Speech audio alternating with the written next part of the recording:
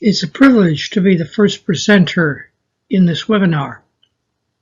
I thank the international audience for joining us today.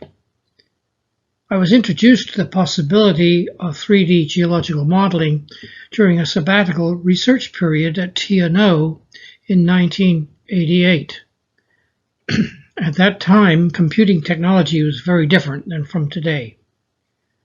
Since my professional career over the past 3 decades has been largely shaped by the development of 3D geological models, often in collaboration with colleagues in this webinar, I think it best if I share with you my perspectives on the past, present, and future of geological modeling, especially as to how it is being used to address the issues related to the shallow subsurface, the uppermost 200 meters, where most human interactions with the subsurface materials occur.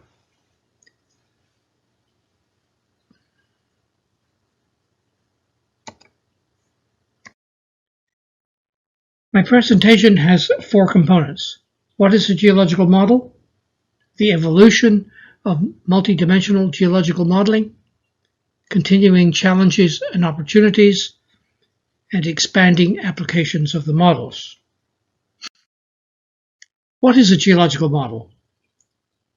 The term model is broadly used by scientists and engineers to define a variety of activities, including scaled physical replicas, drawings, governing equations, and computer simulations.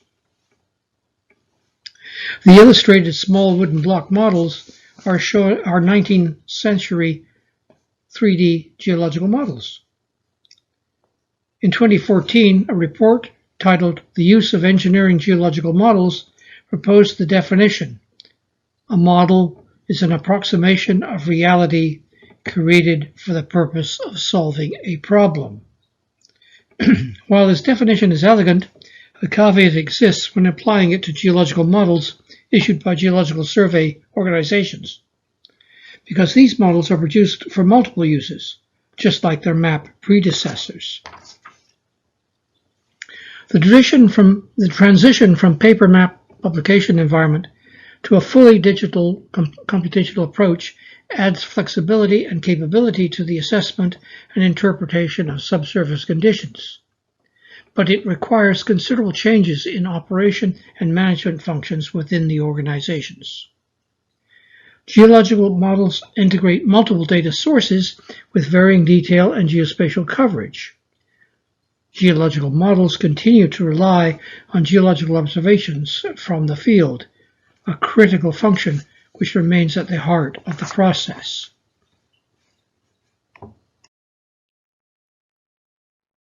Geological models have evolved over the past 3 decades. Initially, models were employed to better represent the 3D subsurface geological framework. Geological models are increasingly becoming multidimensional. Models that incorporate dynamic aspects, i.e. changes over time, are 4-dimensional, three spatial dimensions plus time. Groundwater flow and transport studies are typical 4D applications. However, research is suggesting additional model dimensions be added to form geological models with as many as 6 dimensions: 3 spatial coordinates, plus time, plus scale, plus uncertainty. The evolution of geological modeling can be readily described in 3 phases, each lasting about a decade.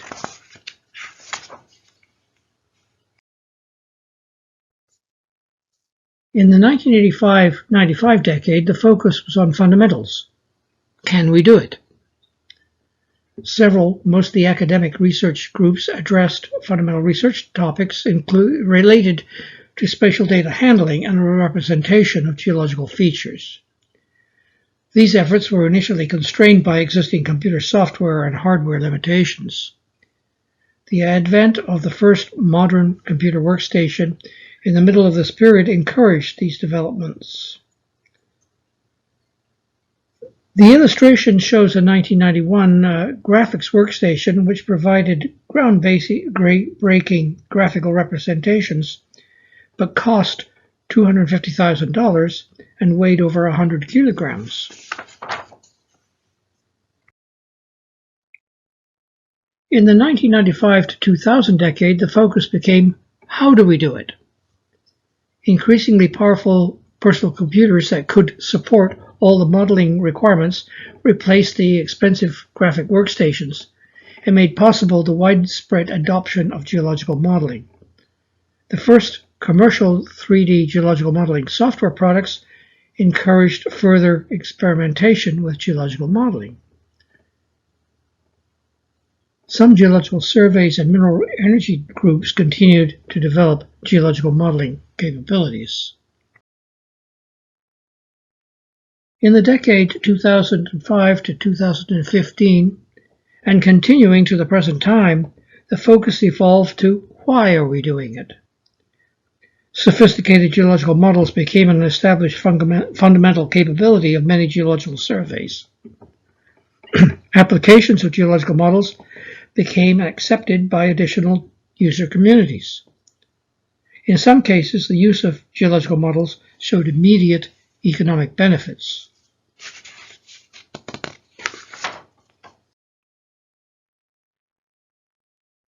Geological modeling continues to face three challenges. The first challenge is the limited availability of freely accessible subsurface data. In many cases, this has been limited by a combination of technological, legislative, and legal issues. The UK Geospatial Commission has begun to study solutions, while the Netherlands was the first Western European country to legally mandate the establishment and use of a subsurface data archive. Several Asian cities have established extensive subsurface data archives. The second challenge is the establishment of a robust and accessible data storage regime that can integrate diverse information sources. The third challenge is the source of suitably trained graduates that combine geological knowledge and data management principles. On the other hand, there are rapidly expanding technological developments that provide opportunities for using geological models. Among them are rapidly evolving virtual reality systems, which increasingly provide affordable, powerful visualizations of geological models. Additional technologies such as 3D printing and low-cost, widely available video games such as Minecraft have been used to communicate with diverse audiences. Applications built upon game engine technologies now show promise in accelerating the analysis of geological process responses. In urban locations, integration of BIM and geological models will allow reviews of existing infrastructure elements within their geological setting, thus assisting the planning of new developments. Development of machine learning techniques will accelerate model updates as new data are acquired, making geological models a decision-making resource rather than just a source of reanalysis of the same information. Cloud computing resources will make much more detailed models technically feasible and affordable. This will result in expansion of geological modeling within much more complex decision support systems. My review of published literature and discussions with colleagues clearly show that the size and composition of the model applications has greatly changed over these decades. These two pie charts are conceptual only. The percentages shown are only rough estimates. The groundwater resources studies were the initial economic driver for the development of geological models.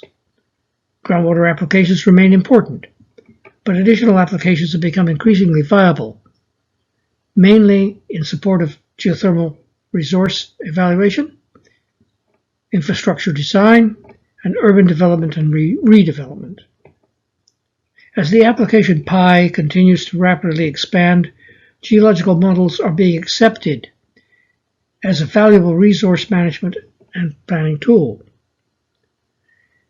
In a few cases, they have become mandated as part of official regulation and management environments. These trends have required the development of new communication skills between model developers and diverse communities of potential model users. Communication is a much greater challenge than technology for ensuring the successful implementation of geological models. Geological models are now often included as a component of more complex environmental modeling systems. These are guided by assessment frameworks, which combine modeling functions with other aspects of a broader decision-making process. The DPSIR assessment framework is a widely adopted approach. The framework includes 5 components. First, drivers, which are external perturbations of the natural systems. They are typically imposed by human needs. These drivers exert pressures on the existing environmental systems. In turn, the pressures cause changes to the state of the environmental systems. Changes in the state produce environmental or economic impacts on the functioning of these environmental systems. Models can assist in assessing these pressures, states, and impacts. Results are the assessments of the impacts within the decision-making framework. The DPSIR framework includes multiple feedback loops, and thus modeling becomes an iterative component of the decision-making process. In summary, my role as editor of the new book, Applied Multidimensional Geological Modeling, which is nearing publication by John Wiley, has revealed 5 overarching issues. First, computing technologies are now able to support cost-effective geological modeling development.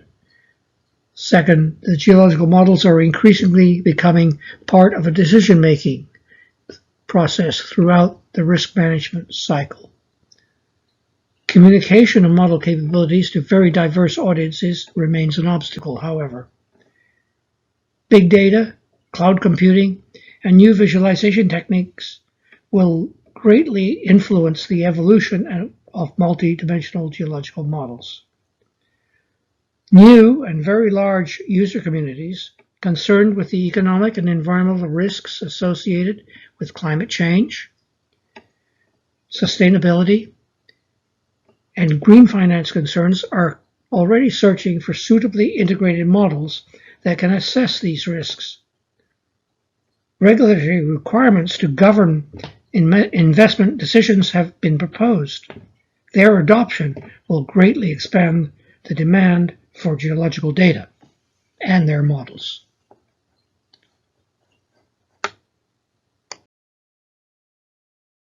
Well, thank you, Keith. And again, welcome everyone to our webinar today. We have heard from Professor Turner of the Colorado School of Mines on the past, present, and future of geological modeling of the subsurface. Thank you for that overview of how things have developed, Keith. And so now, everyone online today, we urge you to submit your questions to the chat box. And to get us started, Keith, perhaps you could expand on the sorts of data that are available to make this sort of modeling possible and how we can stimulate the increasing availability and quality of the required data. Yes, thank you, Harvey. Well, the traditional data sources, of course, are important. And then the new ones are including various satellite imagery and processing of that gives us new insights on more timely data changes and so on, environmental changes, not only to the geological systems, but also to the biological and hydrologic and atmospheric systems. So we're starting to look at a combination of data sources, a richer set of sources than we've had in the past. Very good. Thank you, Keith. And so we have questions coming in through the chat, and we have a question about city models and urban applications, including mention of developments in Asian cities.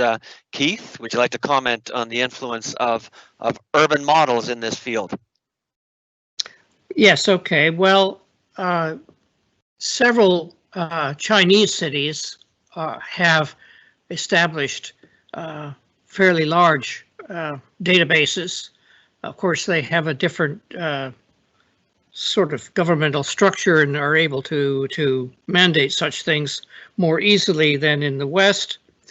But other countries or city-states like Singapore and Hong Kong and several in Middle East, Abu Dhabi and others have already used 3D models for design and development of new required infrastructure.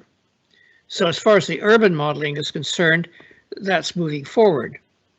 The BIM environment, of course, is built around a CAD system structure, whereas most of the geological modeling, the CAD systems do not work well for geological data. So one of the studies that need to be done more with is how to combine geological models in the subsurface with the BIM of the actually built environment on the above. But we have a number of things called geospatial digital twins that cities are starting to use to combine information on their utilities and other things with the sort of geological environment in which those utilities reside. Very good. Thank you, Keith. And so now we have another question in the chat. The questioner asks you, Keith, you mentioned some geological models were found to be cost effective. Do you have any references for economic analyses? Yes, well, the most sort of well-documented example is Farringdon Station on the Crossrail in England. Farringdon Station is located in a rather complex subsurface geological environment. It's a fairly large station, about almost 900 meters long, and in a kind of awkward location geologically. And so they came to the British Survey and asked for help in interpreting the geological environment from very limited amount of borehole data. This was done, and ultimately these predictive models were transferred to the management team, and they used it as on a day-to-day operation as the station was excavated. The end result was that the station was successfully completed about 3 months early, which made several people happy. The owner, because he got the station quicker, the contractor, because he made some money on profit on finishing early, bonus, and just generally they didn't have as many problems as they might have expected. Another one was on a nuclear power plant that was being proposed in North Wales, where the 3D modeling was used to completely control the investigation work. And the model cost a lot of money because it was a very important project, but it more than saved the cost of its development because they were able to reduce the number of very expensive exploratory boreholes by a significant number. Excellent. So Keith, thank you for those examples. And again, thank you for your presentation. Thank you to all webinar participants for your questions coming in through the chat. Perhaps in the closing discussion, we can touch on some additional questions. There are questions about starter kits for people getting into this activity. There's a thorough question about what we can learn from medical imaging, for example, voxel formats in medical imaging. There also is a question about visualization of model uncertainty, and a question about urban models and inclusion of subsurface infrastructure in the model, as well as barriers to data data availability. So thank you, Keith, for your presentation. Thank you, webinar participants, for your contributions to the chat.